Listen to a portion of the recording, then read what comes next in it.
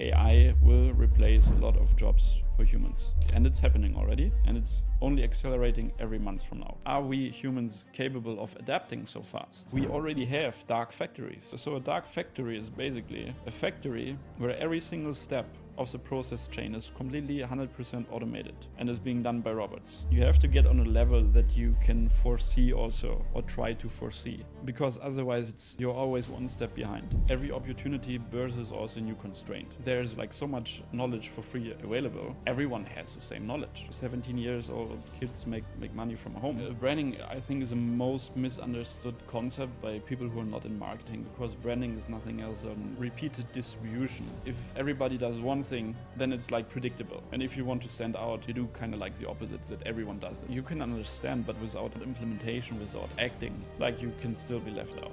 The most painful thing we could do and have to do as humans is, like, I would say, in order to make progress, not to preserve your identity of who you are today or who you have been yesterday. Most things that we saw negative in one moment were actually a blessing later. Ladies and gentlemen, welcome to today's episode. I'm your host. My name is Luca.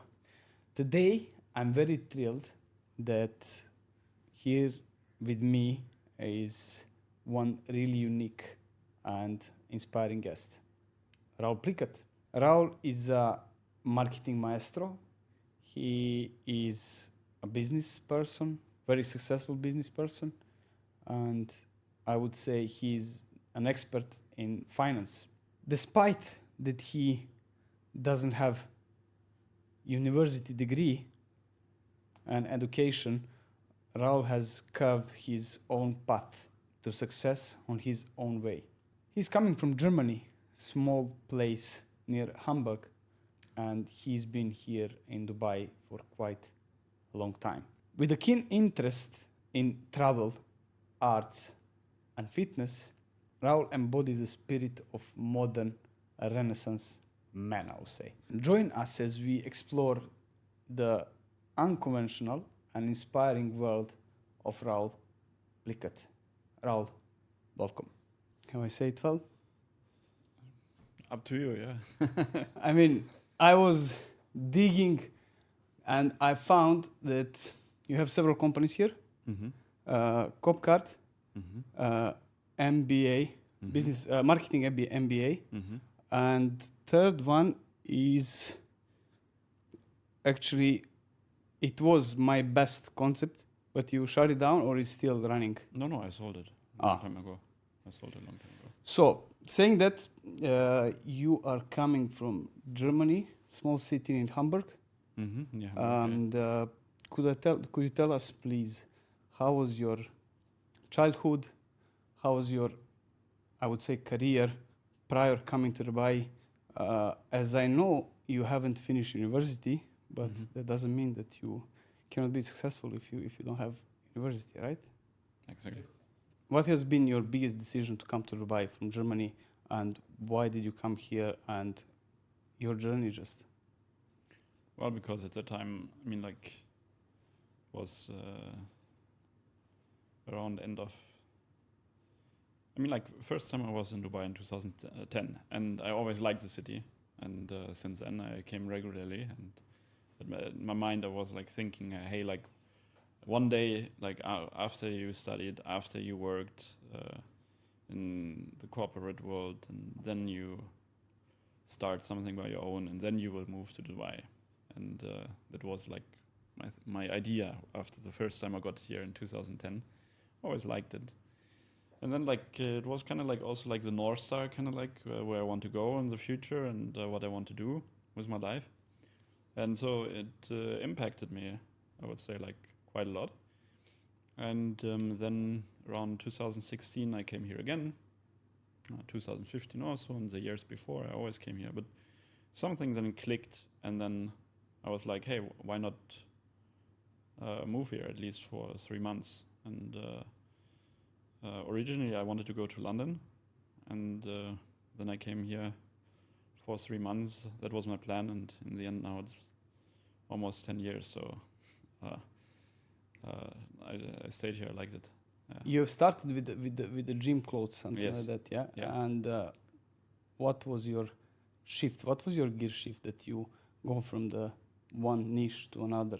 I mean, everyone has to start somewhere, you know. And at that time, when I was 18, or actually when I was 17, I read a book from Timothy Ferriss, which is called like the 4-hour work week, and it tells you like the optimal dream of like just working 4 hours per week. And in this book, I think he's speaking about, as you can see now, routine everywhere. If you go on social media, you'll see people are exposing routine. But the guy is saying that for him, routine is just sitting in the morning, drinking coffee and reading a book.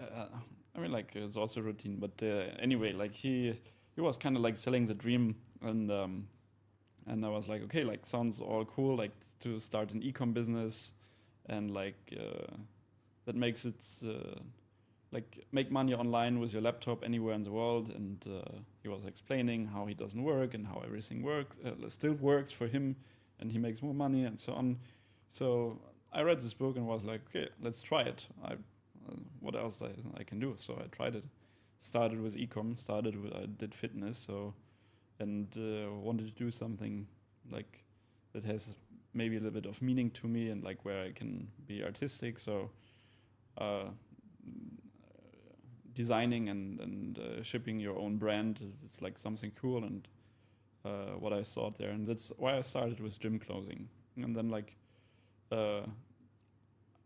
but I had limited budget, and so if you have limited budget, sometimes it forces you like to learn also a lot of stuff, because you have time but you don't have money. So like if you don't have money but you have time, like you figure ways out how to drive traffic to your page to sell more, obviously, and without spending something. And on the other hand, like you learn very fast like to be more efficient, because you don't have money. You need to be more efficient with every single person that comes to your page. Like you need to optimize it, like to convert it more. Sometimes, which is kind of like the opposite, because if you have money but you don't have time, you throw a lot of money usually, which also burns a lot of money. And throwing only money on problems is also not the answer. But at that time, like I learned because of that, because of these constraints, I learned a lot very fast. And so I learned so much that I met another entrepreneur in my city, like who was twice the age as mine, and he was like successful, and he had like multiple agencies, like for different parts of SEO, for conversion optimization and so on. And we started like to work together. He asked me like if I can bring in my knowledge, and then eventually like we started like also like a company together in this field. And that was the time like where basically like because I was obsessed, I learned a lot during I used like every single free time I had during this time, I used it like to become better and better and better, and like soak in all the knowledge that is available about marketing, about conversion optimization, about paid ads, about a lot. So, and that was a moment where like this knowledge was far more valuable, and the implementation of this knowledge was far more valuable than like the momentum that I gained with my gym clothing company. So then it was way faster, way more successful, and I decided like to follow the money in at the cost of my passion. But this passion somehow like it didn't, because I had to figure out everything by myself. It took so much time for simple things that I never truly got momentum. And so I decided, okay, like I shut down like this passion thing, which ultimately also didn't become my passion anymore, because I didn't like to design clothes anymore. Like I found my passion in the stuff which I started to master, which was marketing, advertising, paid ads, psychology. So this was like super interesting for me, and building also like the infrastructure behind it, like building the business infrastructure, like the digital infrastructure for others, was something that was where I developed my passion, because I spent so much time with it, and it became exciting, and like there was like so much to discover about it at the time, and like so much to master. So I closed down the fitness company and like started like only doing this. Yeah.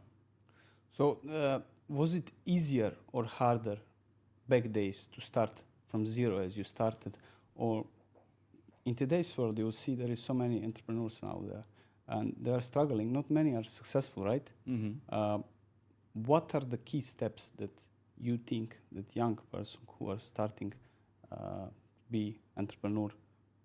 What are the key steps to cover up at the beginning when you don't have money to outsource the things that you need? You have to work double as supposed to be working. 6 hours is not enough. 12 hours, 15 hours.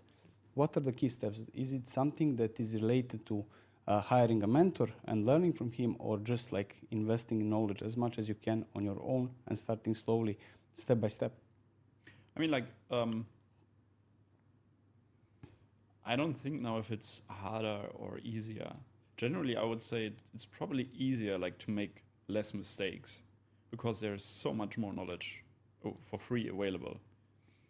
On the other hand, you have a lot of,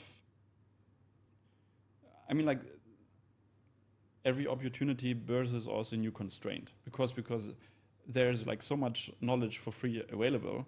Everyone has the same knowledge, or every obsessed person who is willing to go the route has the same.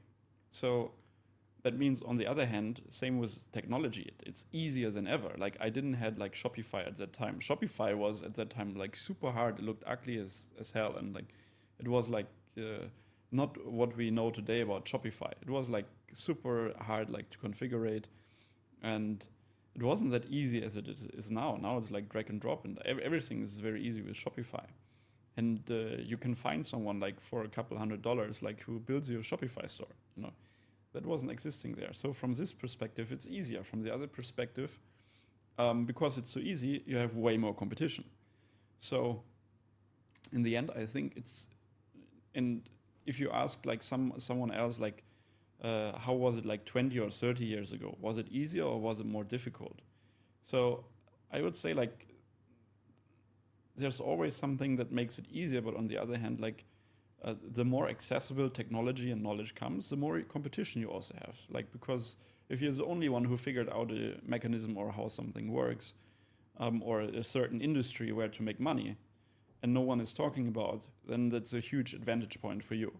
But if everyone knows about it, like, and everyone shares kind of like the secrets or the entry barriers, like, then it's will be difficult because you're not the only one, but there are 10, 15, 100 other people in the same industry doing that. And so I would say, like, it's easier from one perspective. From the other perspective, it might be also harder.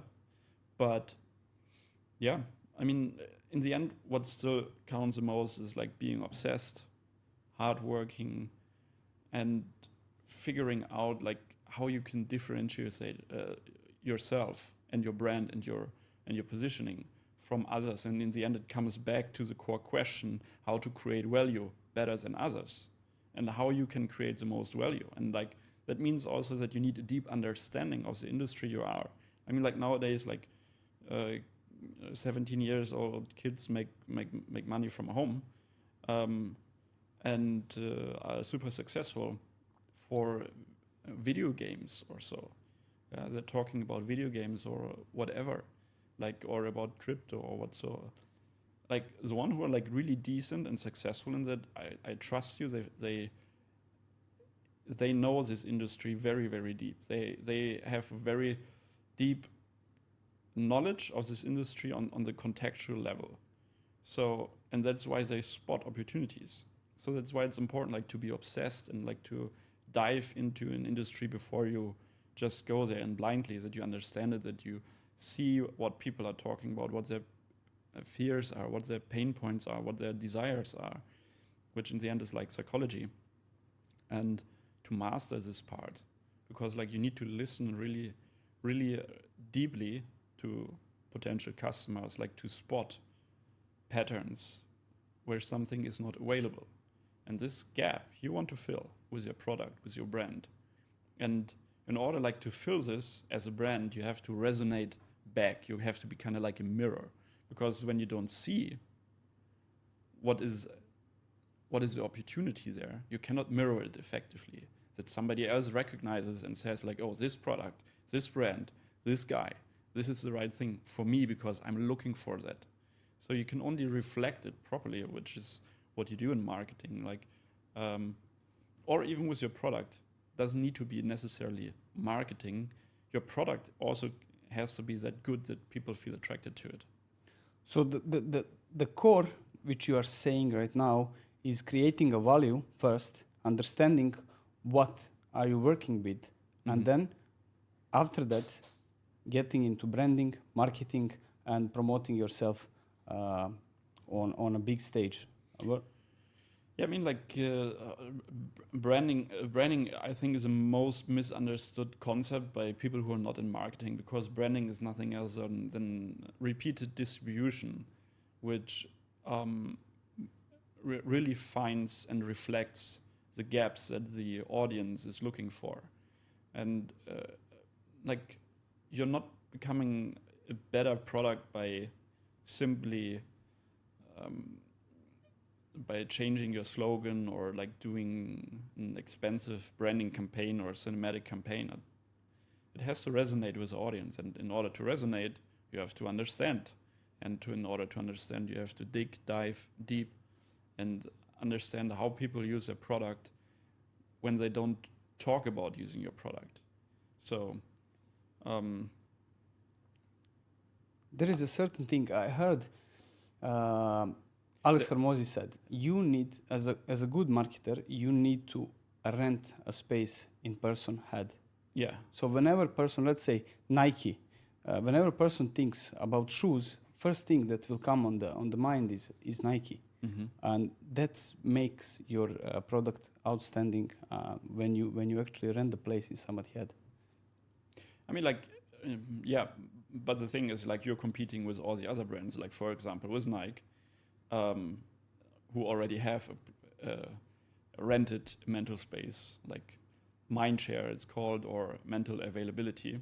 So there's always usually already a product that has rented the space. So the thing is, what you want is, like, you want to get also a share of that, or you want to get the top of mind. You want to get the mind share.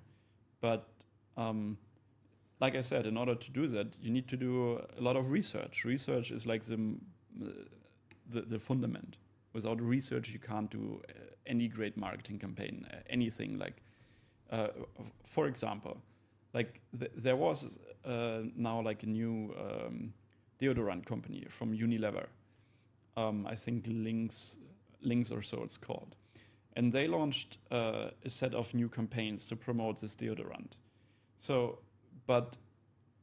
and this was a huge success. It went completely viral. Why? Because it was new, it was the product shown in a new way, and it was completely unexpected. So, like, it took off all the hooks on an ideal marketing checklist. Now, how did they do it? They listened. They did deep market research, how people use a product when no one is talking about it, okay, when no one is watching. So what is it? A deo, and some guy uses this like to spray his balls, and then they showcases this like playing a basketball game, like kind of like a funny ad. It's, the guy is like playing throwing like a ball in basketball, and the other guy is like going closer to his balls because it's like smells so good, and like it's weird. It's like but draws attention, yeah. But it draws attention. So, and because like it resonates with a lot of people who actually seem to do that. So that's an example that you can only figure out these kind of moments, like when you do deep research in order like to create resonance. Because if they would have done just another deodorant advertisement, nobody would care. But they highlighted it in a new way that was resonating with the audience. So I think Kanye West did something similar, completely opposite way of. He was filming himself with a phone for the campaign for the Super Bowl, yeah. Yeah. And this is completely opposite, but still he has made like crazy amount of money. Yeah, on this this is called anti-positioning. So like,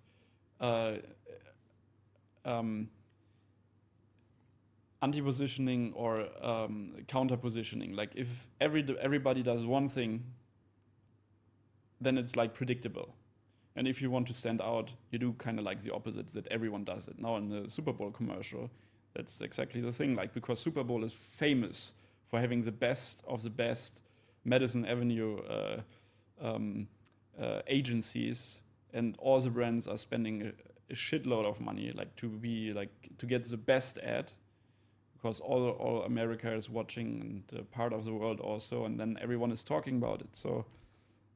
And they're also expensive, and it's like kind of like a competition.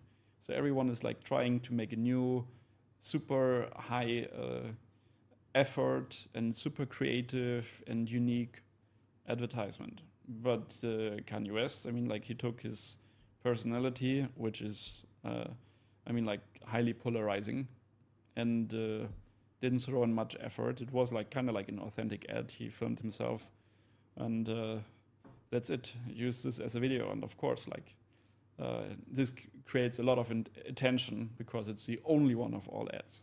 So yeah, for him this worked. Yeah. Another question which comes to my mind is, when you're growing your business, okay, first step that you have like as pain point is growing your business on your own. But second step, which I find even harder, is scaling it, finding the right people at the right moment. Because most of the time I heard from people, oh, I didn't find a person, but it cost again. And then you are risking with finding a person that you might have be sufficient with money, and as well you are running a risk which can be a complete failure. So how did you get over that, and what is the keynote to find right people at the right space, people who are really appropriate for the businesses? You run several businesses, and it's quite challenging, right? No, of course it's challenging. Of course, nothing worse comes easy in life. In the end, I mean, like, at first, I think like you need to understand how to scale a business by yourself, because otherwise, or how you can at least scale your business. I mean, like, that doesn't mean that you need to scale your business, or that you can't hire anyone until you reach some certain success. No, but like, you need to understand what steps have to go in a certain order, so they can produce a result X, in this time revenue, and after the revenue, that there's the profit higher than the costs. And you need to figure out, okay, what are the leverages? And in the end, like, you need to systemize it. Like, you need to break it down, like, break this whole complex thing and break it down, get clarity about what needs to be done. And then on the other hand, when you have clarity, like steps, every step has a different target. So then you need to figure out what are the actions behind it. I mean, like, without it, it's pretty hard. You need to, like, as an entrepreneur or even as a CEO, you need to understand your own business. You need to figure out how it works. And if you want to delegate it effectively, like, you need to know what the person is like doing that you set in there. So you need to know every single step of your delegation to another person to be sure that is running properly, or you just go on trust. No, I mean, like, the trust is nice, but you should know what is happening there. It doesn't mean that you need to be a master of that, or like you need to be the best expert in that, but you need to know, like, what are the steps, how are the processes, and with that you can define outcomes. And then is the time that you have to look for people who can bring you the best outcome for this certain step. And I mean, like, if you start completely from zero, like, and you have no experience, of course you have it harder than someone who knows every single step, or how to do every single step to generate a certain outcome. Is there a blueprint? And then, like, you can spot great people way easier, of course, like, than if you have no experience at all. Is there a blueprint which you have to follow, or everyone has to craft their own way? What do you mean, like, blueprint? Is there any certain steps that you have to go, like, okay, step one, there is the thing which is proven that works. Step 2, there is the thing which is proven to works, or you just craft your own way on your own experience. What is the I would say the best possible way to go, or like from your perspective, how did you do? Okay, you learn from you are self-educated guy, right? And you, in this case, I believe that if you are self-educated, you have to fail at some point to raise and see, okay, I reflect, I see the thing is not working, I have to start crafting from zero again, which means there are so many pain points which are usually causing people to stop. When people fail, there are two directions. Either they'll pull back or they will continue crafting. First of all, like I mean, like failure is nothing bad. Like you need to figure, it's more like a learning progression. I mean, like if you as a child, like you didn't start walking at the first attempt, you failed, okay, and you stood up and you tried again and you tried again. So like it's completely natural that not everything is perfect, but I mean, like then you adapt. God gave you the ability to adapt. So adapt. You figured out one way that doesn't work. Okay, great. Then let's do next. Analyze, reflect. What happened? Why it went wrong? What can we do better? And what was our assumption? Why we thought this is even more important? Why we thought that this will work? Where did we went wrong actually? And then like you see the gaps and you learn. And this is like part of the growth. I mean, like there is no kind of like, I would say like a blueprint for everything. I mean, like, yes, there are certain blueprints like to follow. You need traffic, you need a landing page, for example, you need an offer, or you need a checkout page, you need a great product, you need to showcase benefits or features, and so on and so forth. You need an after sales process, you need salespeople, you need to run ads, you need to do SEO, and like, but yeah, I mean, like this is just like generic setup. Like how this generic setups behaves is, I would say, like it depends on your product, because there are certain things that are not working in every industry.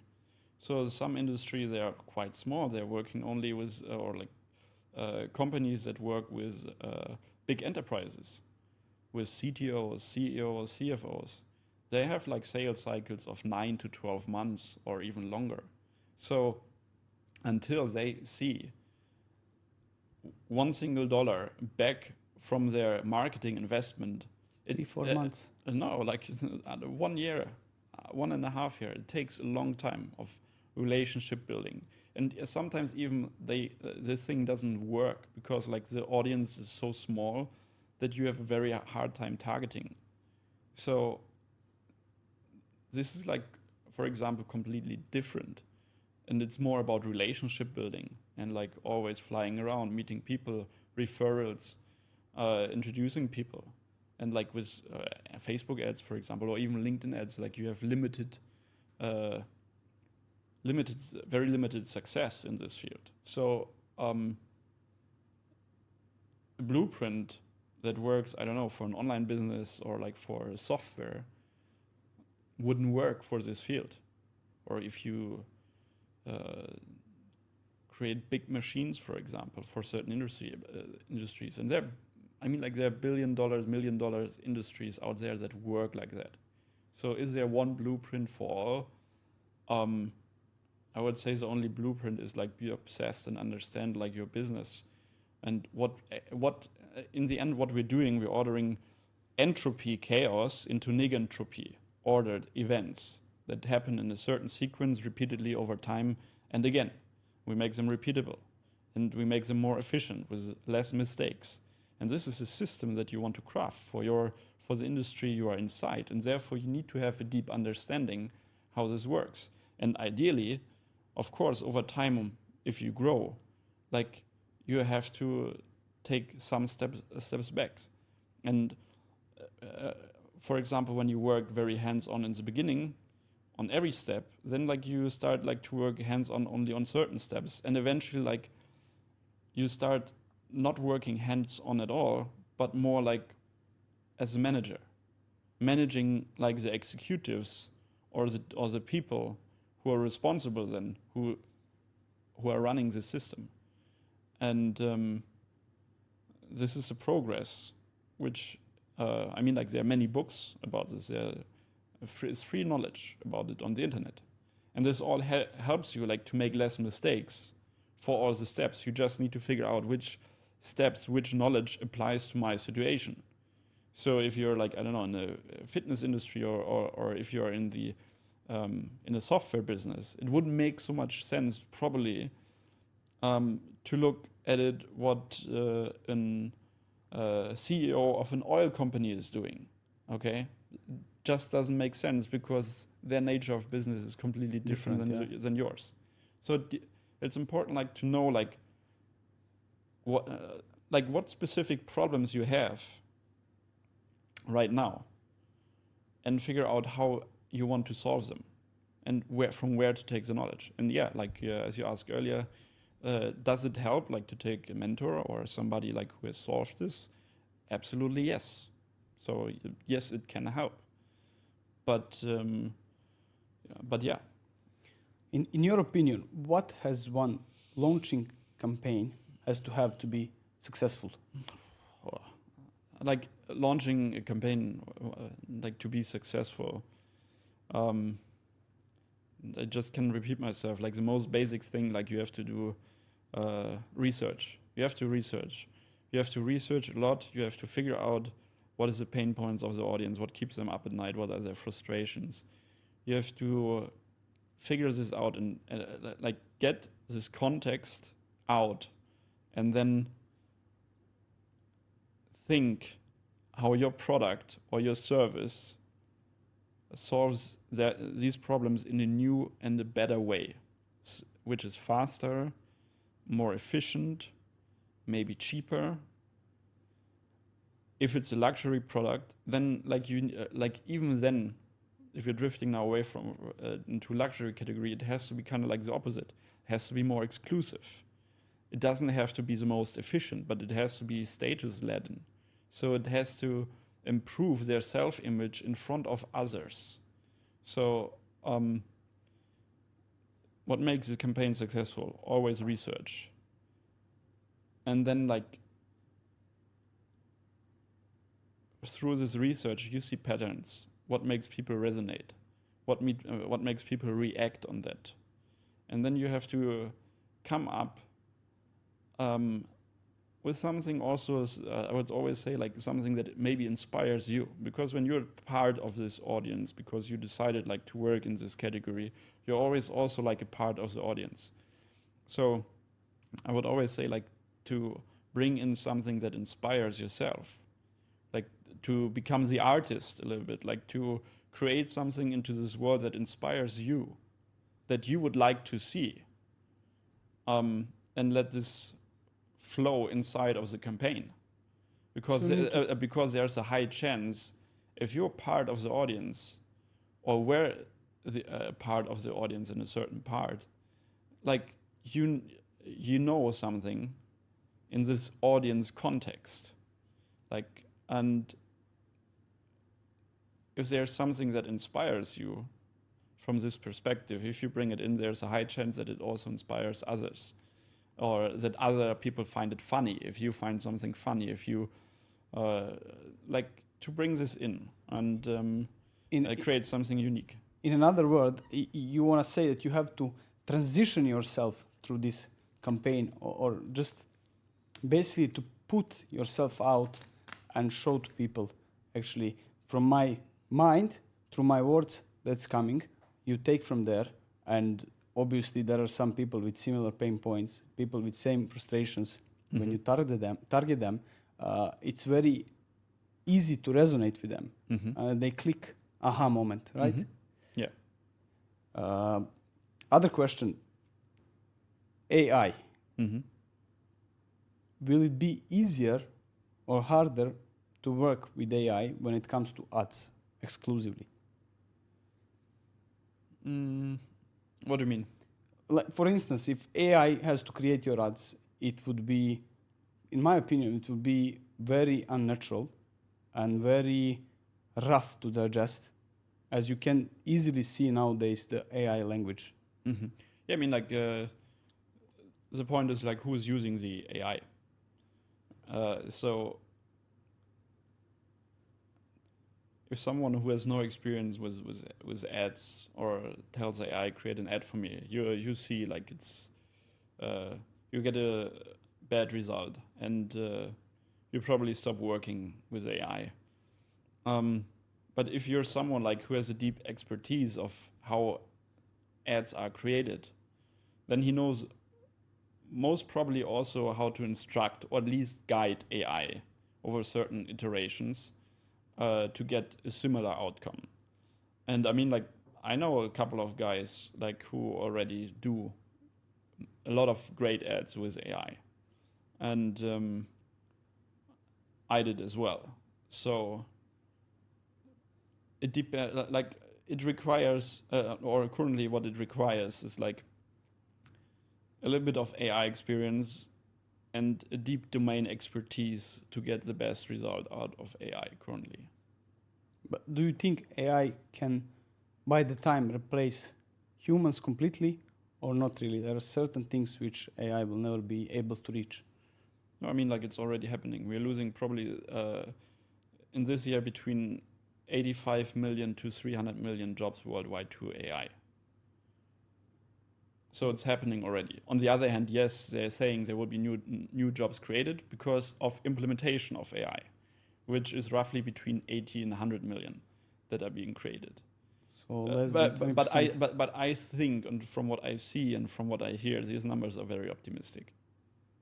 So yes, AI will replace a lot of jobs for humans. Absolutely. And it's happening already. And it's only accelerating every month from now, because this is the first time in human history that we have an intelligence explosion. No, we had like the industrial revolution, but there was like no real intelligence explosion. Yeah, it was like more systemized, like to get people educated on a faster level than before. But it was all linear. This time now we have something that is exponential in getting smarter. And this is like, because usually like in our lives we don't experience so much exponential growth. Usually it's linear growth and it's predictable. And this is completely unpredictable. It's exponential. It grows only faster and faster and faster every single month. And so to answer your question, first, yes, it will be easier, but we will see, and we are already seeing a complete new world. Like, the most obvious are things that are easily replaced by AI, where AI can do a better job. And so, yes, it will be easier on the other hand, because it's easier, it will again, like, because it's easier, it will open up again like a new New places, you mean? no, like a higher competition, because now everyone has these tools and they get smarter and better over time. So like, you will not get like from AI one ad like you got from maybe from a copywriter, yeah, or 2 ads or 3 ads. You get 10, 15, 20, 30 variations.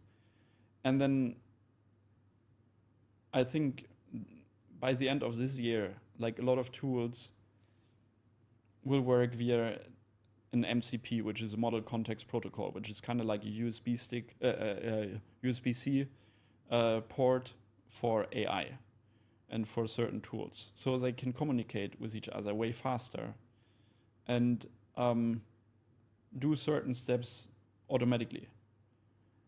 Currently, what we need for that is mostly is an API.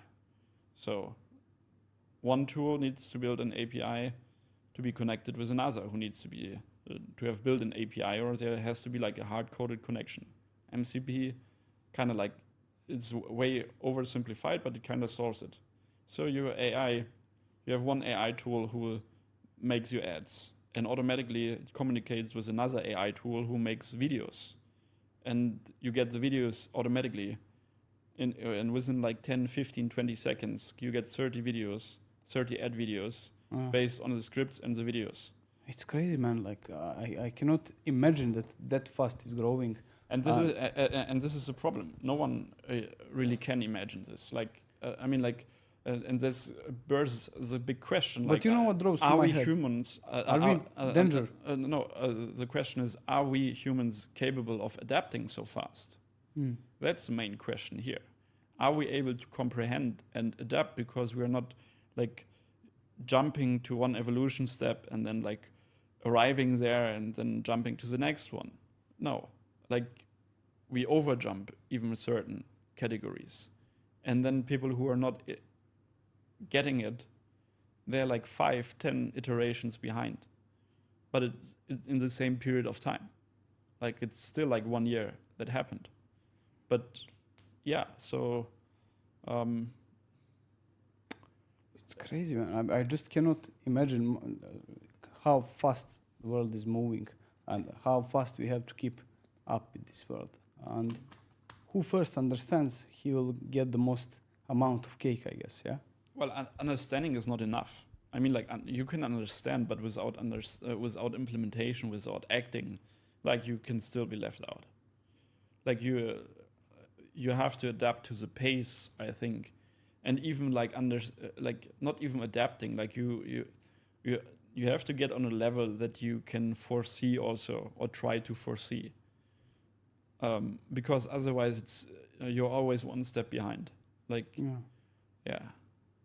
Crazy. Another thing that I want to ask, because but here's also the opportunity. I mean, like even with AI is like evolving very fast. I mean, like I would say like probably 90% of the world is still not using AI, or let it be 80% of the world.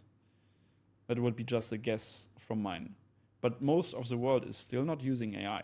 Like, and there, I mean, like everywhere in all our daily lives, there's a high probability at least that you have 1 or 2 touch points with AI systems. But not everyone is still using it. So there is still an opportunity, like,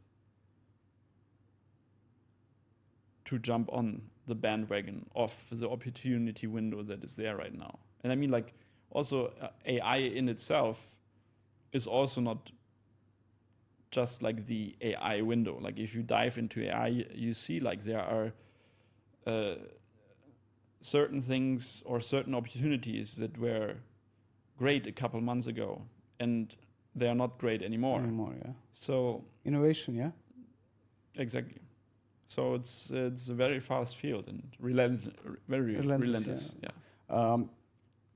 With saying that, as finance guy, I know that you were before in crypto. What is your stance? No anymore.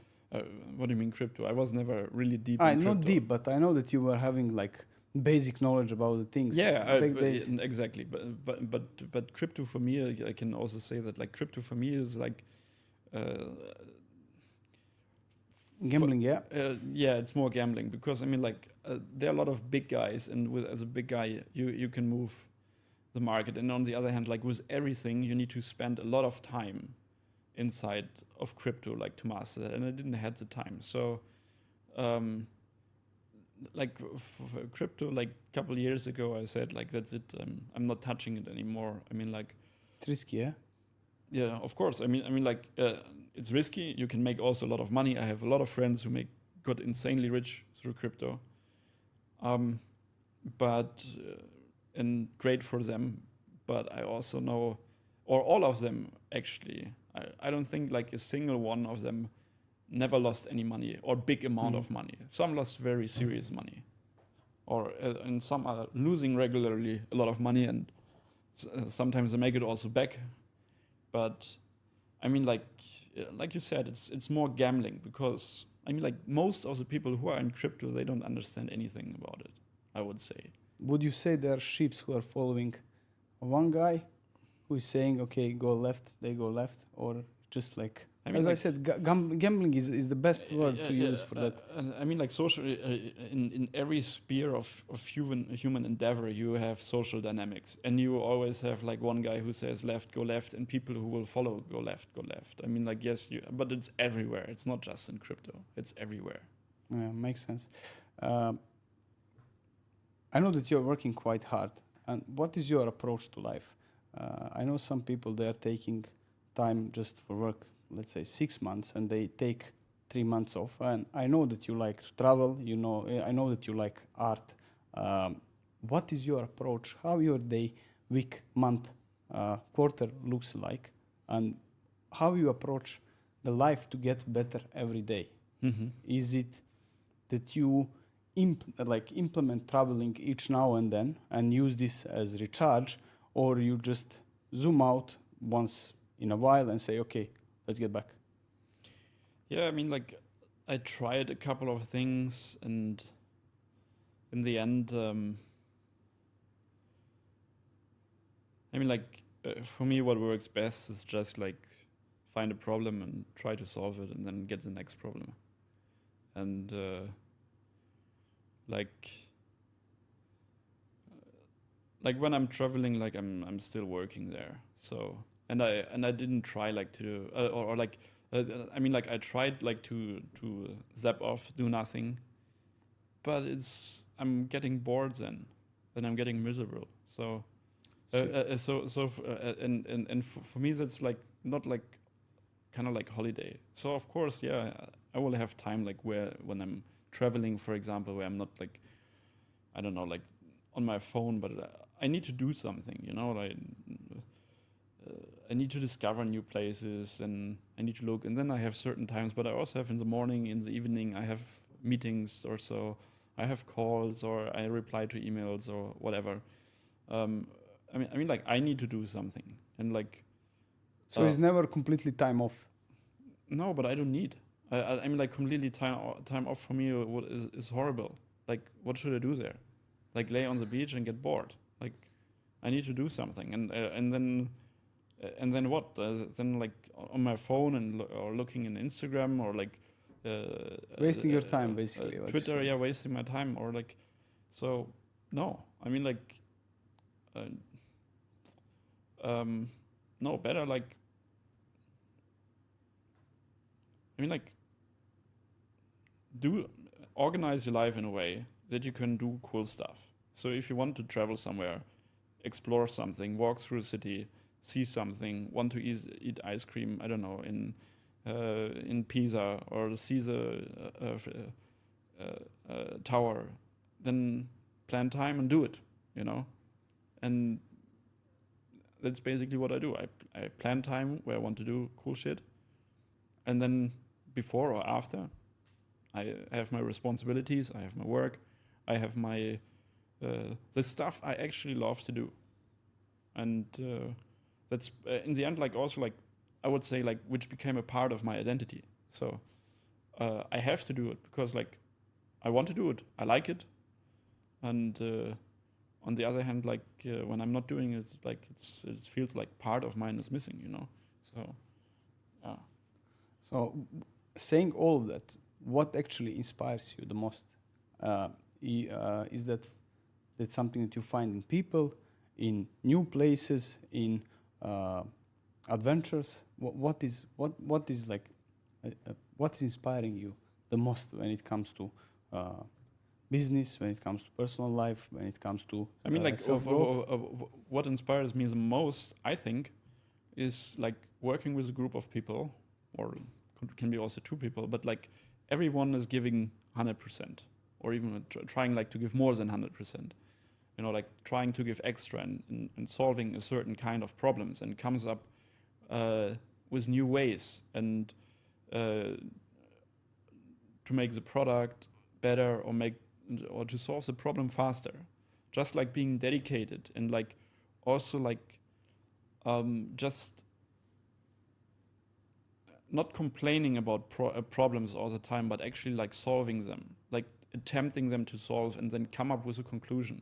Like this is something that inspires me a lot. I think people are complaining a lot about problems, and that's the only reason because they always see the negative sides.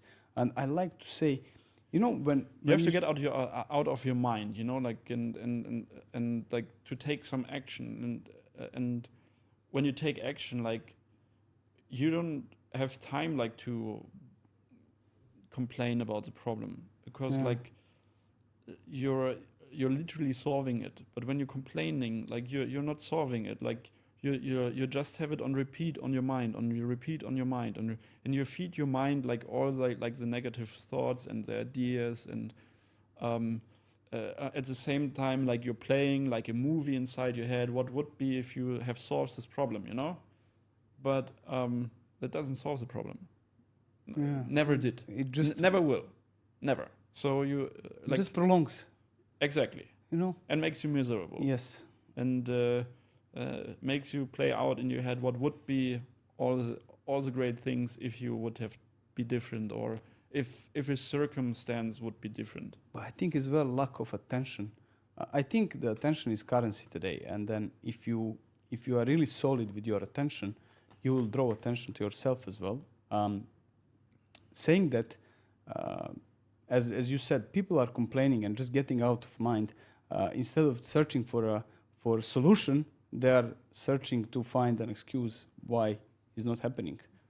Try working harder, try finding out what can be the trigger point, and then you can say, okay, I couldn't do this. But then you ask for help, right? Yeah, I mean, like the thing is that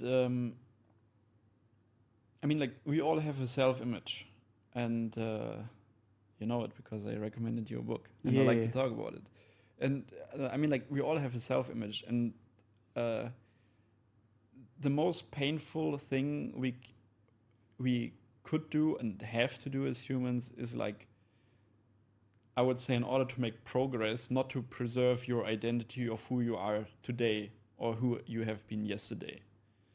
And this is very painful because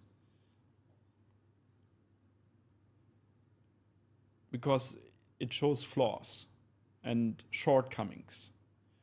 And the more deeply it is rooted and part of your identity, of who you are, of how others perceive you, the harder it is to change. And the less likely also you will change, unless it's like something more and bigger painful from the outside arrives. So if you want to grow, you need to face this. And but simply by nature, I would say, like, it's not part, I would say, of the general human species, and that's also okay. So it's nothing bad. I mean, like, it's a design. It's done by design. Otherwise, I think it's in our DNA to evolve all the time, because nature creates something very interesting. Like, if you see the nature, the species which are not evolving, they are dying. Yeah. And that same comes to us. If we reflect from nature to us, you need to evolve every single day to be better, to be a better version. That's in our DNA. Yeah, unless you're a drone, then you stay the same. Think the same, do the same, and complain the same. Drone life. Yeah. So I was... soon replaced by robot. Humanoid robot. I don't know how it will work, to be honest. What? With the robots. And I mean, they are already on the streets, but man, imagine wrong command on robots and then everyone is just... There is no one. Right? What do you mean? Man, if a robot works on automation, right? Yeah. If there is a sick person who do something wrong with automation, it could kill everyone around, right? It's dangerous, man, sport. Well, I don't think like that we will have a situation where it's like kind of Terminator style. This is the least likely. No, this you is... see COVID. We will not have a situation. I'm pretty sure to say that we...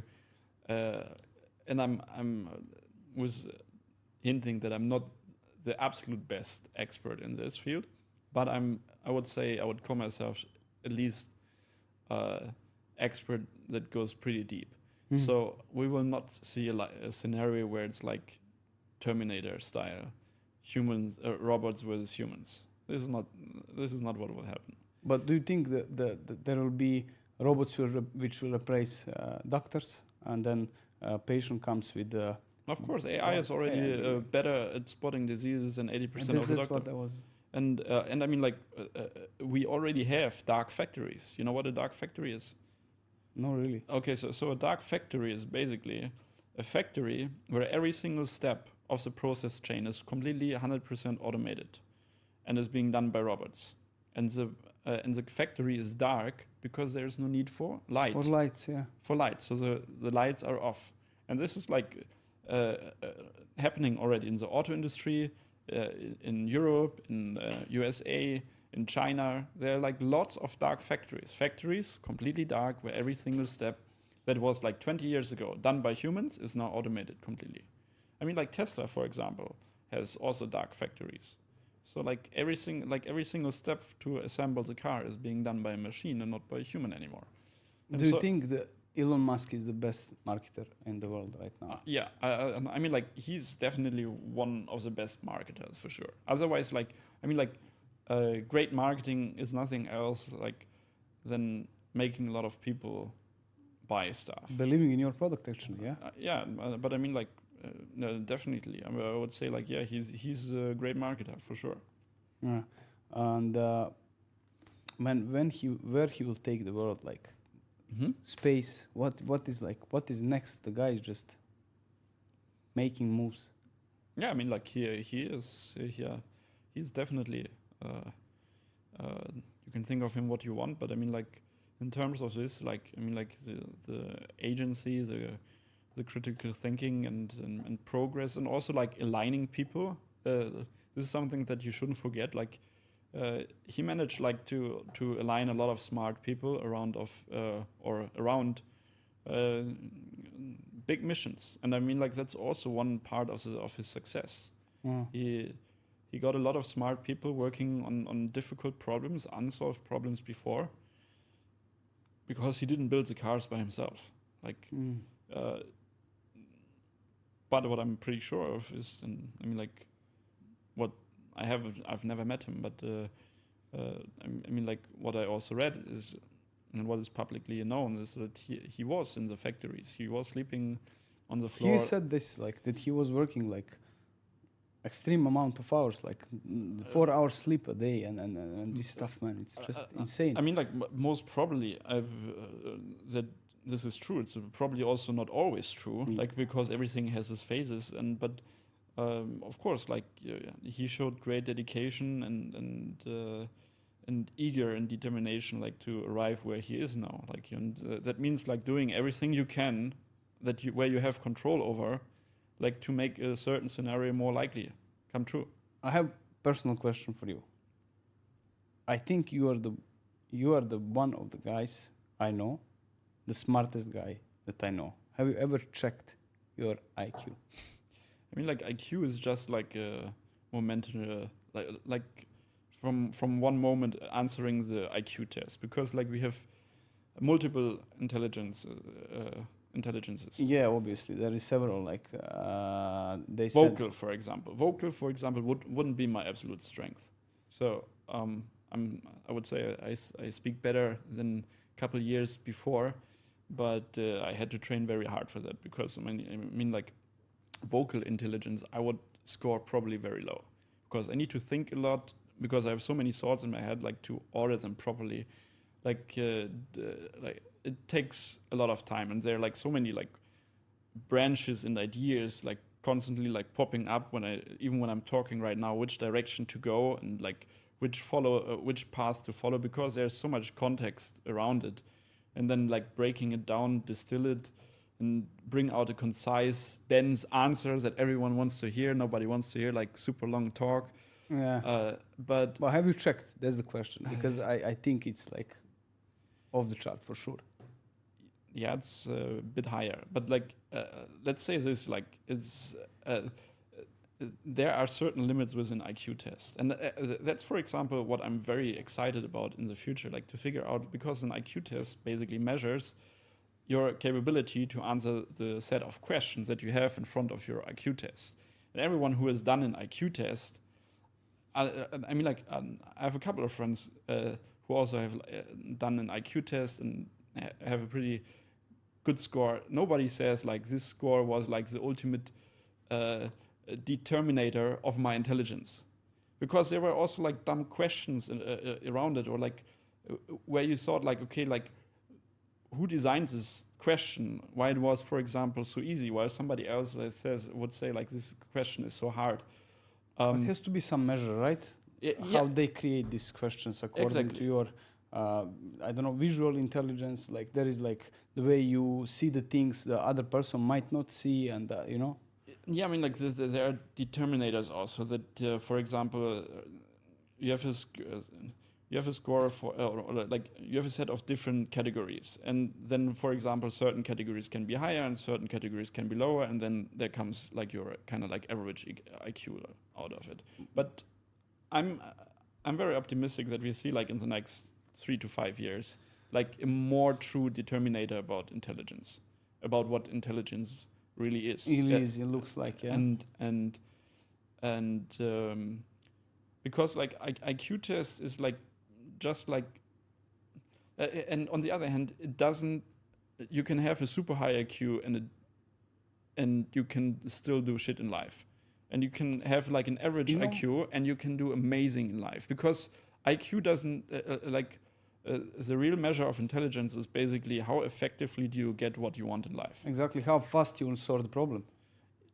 Yeah, and if it comes to the thing, like how fast you can solve the problem, how fast you can reach from point A to point B using minimum power to get there. And in the end, like everyone has ups and downs. Everyone has everyone has ups and downs. Like whoever tells you like he never has any ups and downs or so, like he's someone like who needs to protect his identity. But for sure he had ups and downs. So what was your biggest down? Because I know you are very successful. I haven't seen you for a while. Yeah.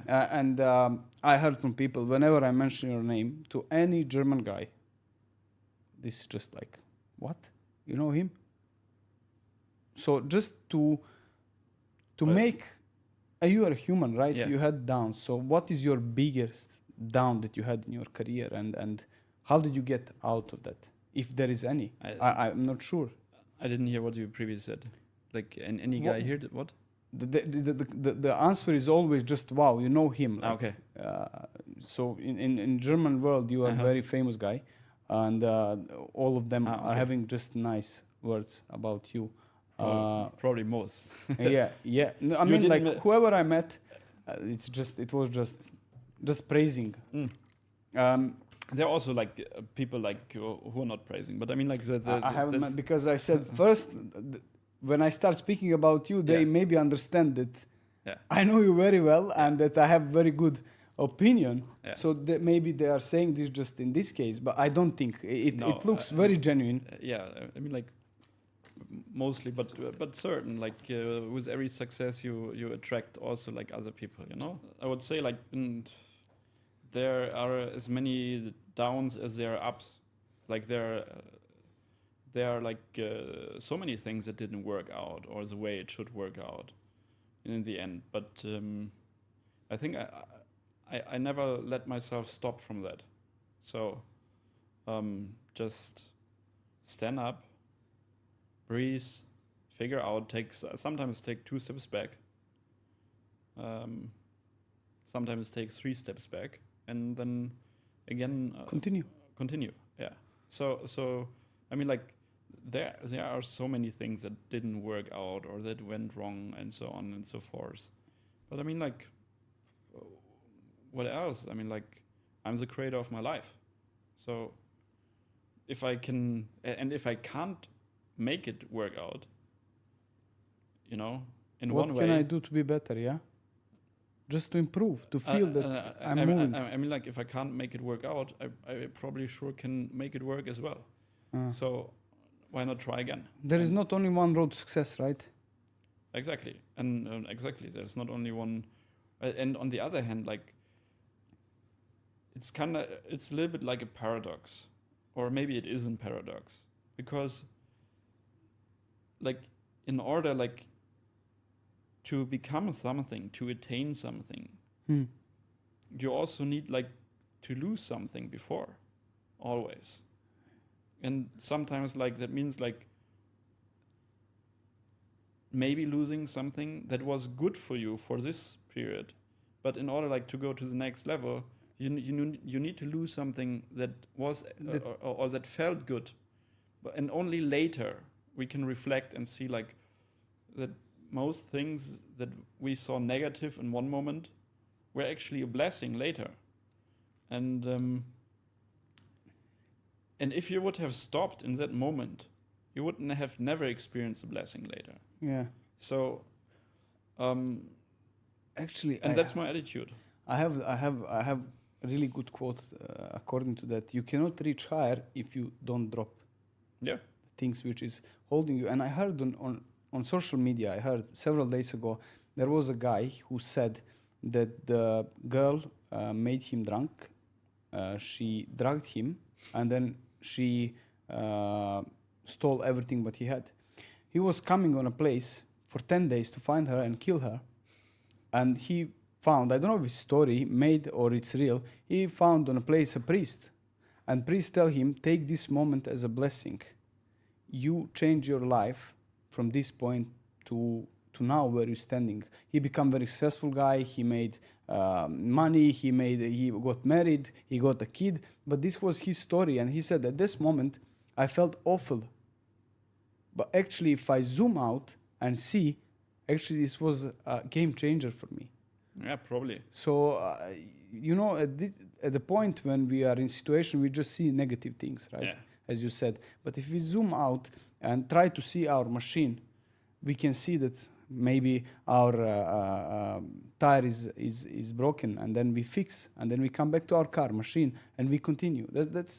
I read the book from Ray Dalio, and he is explaining how you have. Yeah, I mean, like in the end, like all the challenges we get presented in life are always an opportunity that show us how to become a better person, how to grow,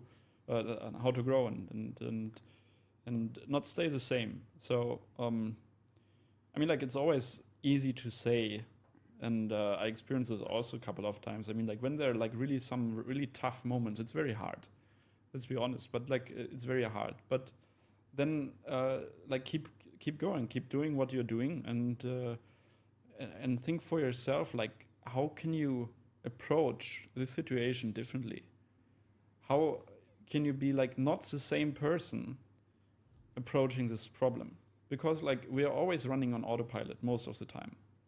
So what I ask myself is, how would a new me approach this situation? Like with a new, maybe the easiest thing is like change your day, like go out of your routine, like do something else, and approach it so you get a different perspective on that. Like read with people, ask for help. Asking for help also like is not that bad. You can always ask for help, and more often than not, people are really willing to help, which is also like a great thing, and which is completely alright for me. Yeah. So I would say like just like take action and continue. That's it. You didn't come back to me. Obviously, the question for your downs: have you ever been broke in your life? That you felt I'm broke. Like apart from beginning, that you had like this feeling. Okay, I have no money for now. I have to go and dig and do the things. Or it was always like from point where you started to point where you're now was always like linear up. No, I mean like I stayed a long time kind of like broke on purpose. So I mean like I had some money, but like I didn't pay myself a lot. I lived very frugal on the bare minimum. So I mean like every single cent that I had in my life, I created it with my two hands and with my mind. So I got nothing on the silver tablet. So I know like hopefully the worth of money. Yeah, but many people are not educated with money when it comes out there, and they're you can see young guys. But I mean like learn it, learn it. Like if you know you're like not good with money, then figure out like a way like to earn money. Everything is free on the internet. It should not stop you, or like should like, oh, I'm so bad with money, I don't know. You are like fully responsible by yourself in the situation that you are most of the time. I mean, like there are 99%. there are Unless car hits you. there are certain unfortunate exceptions for sure, and sometimes bad things happen to good people, unfortunately. But like, I mean, like for the general, like, yeah, like you can change your life. You're not a child who has like terminal ill cancer. Like you have all the opportunities to change it. That's true as well. Raoul, as I mentioned, I know that you love arts. When we've been, I was with you in Mykonos 2021, I think, and I know that you went on every place and you were checking the arts and from where it comes. And actually, I heard from the guy, I know the guy Timothy from Russia, the guy singer, and he was speaking about arts, and he said that he recognized in every art. He imagined the things, and in his mind starts to be a vision. And then he imagined what is that. For example, if me and you are sitting, he was saying to me, see now this picture. Me and you will see the same picture, but you'll see one object and I'll see completely other object. So what is your thing when it comes to art? Yeah, well, about art, so my father is an artist. So he makes sculptures. When he was younger, he painted a lot. He actually studied law for a couple years, and then in his last semester, he decided like to quit and just do arts. So I got definitely love from him. Yeah, I mean, like when I was younger, I was pretty bored and annoyed by it, to be honest. When you grew up with art all around your childhood, there are more exciting things than sculptures, which you don't understand it. Because in the end, it's like abstraction. It's abstract of emotions. And but yeah, in the end, like art is something where you discover something or someone who you are not inside of the art piece. Something or someone who you are not. And this is like exciting because it's like the only language that works directly on the brain. Imagine like you see like in order like you said the example was a picture. In order like to like it, like you have to be kind of like your brain basically has to have the same abstract conceptual and contextual frameworks in the mind than the artist. Otherwise, you don't understand it. Otherwise, you say like, "Oh, what is this?" How can I wire myself like to see what was Leonardo making and like? But on the other hand, like if it resonates to you, like even if you never met the artist, 1,000 miles away, most probably you'll never meet the artist, and 1,000 or long dead, and you're still fascinated by this.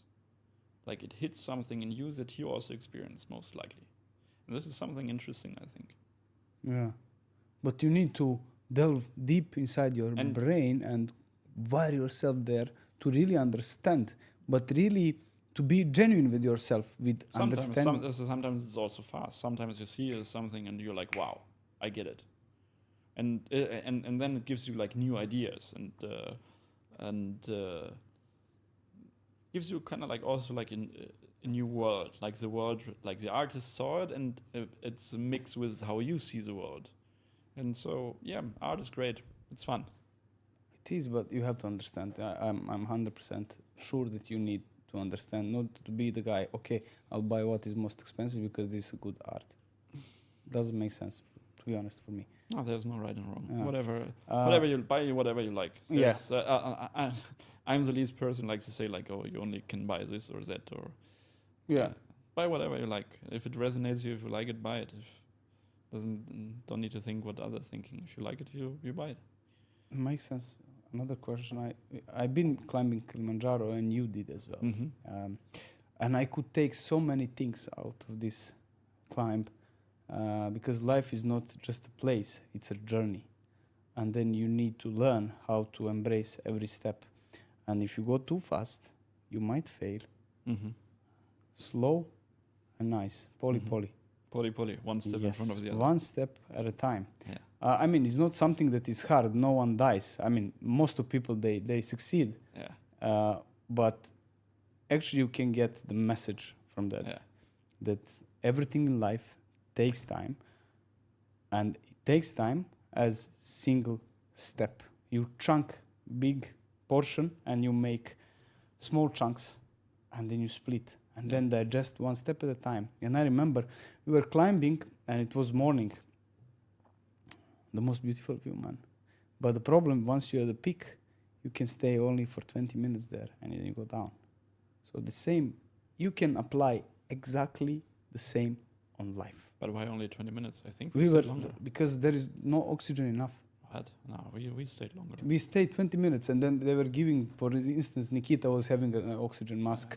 The one guy who was with us, he failed, but he failed from several other reasons. He came sick and was climbing with pneumonia, climbing the... So this is normal. You need to check up your health before you start. And I remember the guy was saying 20 minutes and then we go down.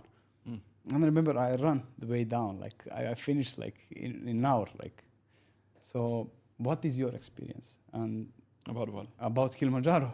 Kilimanjaro. Yeah, I would say similar. I mean, like you go up and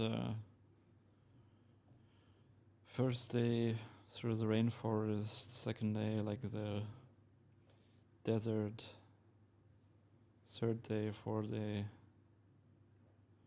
Yeah, and then like Snow. And then when you went, I went to March and you... March is easy. Yeah, you were like, I remember you were saying to me... November. We went end of November. Oh, Yeah. minus 40 up, yeah? No, but still pretty cold. I mean, like, like wind felt probably. Thank God it was not so windy. There was just one period where it was like windy and then like the wind went away. Well, that was really, really cold. That was really, really cold, and had to take I had like a hand warmer. Uh-huh. And I put it on my back, and I had like some gel also because my lower back was so cold all the time. Even so, I was like layered. Uh-huh. That was like, it was a good experience when I think back now. Like it was very painful, painful and annoying. For me, I was having headache, like somebody put the ice pack on my... I couldn't watch it. I was like, just let me get to the point. Yeah, like you have to train your breath a little bit, like to breathe like certain rhythms so you don't get a headache. And That's where you take some medicines. You were saying to me, take baby aspirins, and I never took. Yeah. I just went up at all. Like, baby aspirin helps reducing the blood or something like that. Yeah. I got this from my friend Nikita. He said like take a baby aspirin. I took it. It was good. And yeah, so was but I mean like was a great experience. We went up in the middle of the night. Then we got followed by a coyote. Oh. Yeah, and but that was like moment of adrenaline. But then like he left us alone. Then we walked further. Then the sun came up. That was really magical. And then you're up there, you're happy, and then you have to go down. And then I had my flight next day, so I had to go down on the same day. And that was another challenge.